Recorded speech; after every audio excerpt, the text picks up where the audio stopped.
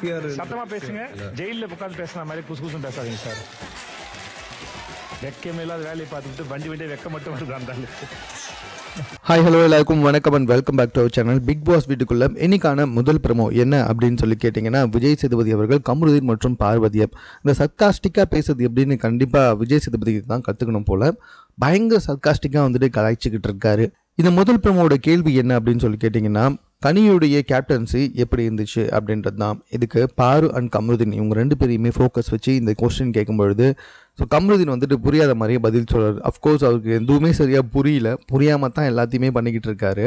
Maybe புரிஞ்சதுன்னா நல்லாவே game play பண்ணுவார்னு தான் நான் நினைக்கிறேன்.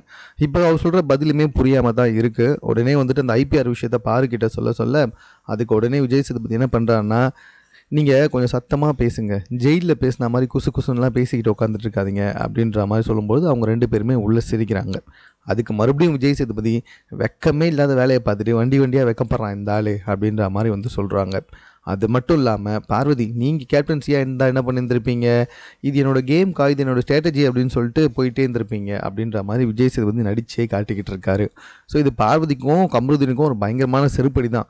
பட் ஆனால் அவங்க வந்துட்டு சிரிச்சுக்கிட்டு இருக்காங்க, உள்ளுக்குள்ளே பயங்கரமாக வந்துட்டு அழுதுகிட்டு இருக்காங்கன்னு நல்லாவே தெரியும். அஃப்கோர்ஸ் பார்வதி அப்படி தான் பண்ணுவாங்க, வெளியில் அப்படியே சிரிச்சிட்டு இருப்பாங்க, தனியாக போய் உட்காந்து எந்த அளவு கலப்பு போகிறாங்க அப்படின்றது நமக்கு தான் தெரிய வரும். ஸோ இதுதான் முதல் ப்ரோமோ. இது குறித்த உங்களுடைய கருத்துக்கள் என்ன அப்படின்றத கமெண்ட்டில் தெரியப்படுத்துங்க. மேலும் இது போன்ற செய்திகளை உடனுக்குடன் தெரிந்து கொள்வதற்கு சென்னை சேனலை சப்ஸ்கிரைப் பண்ணுங்கள்.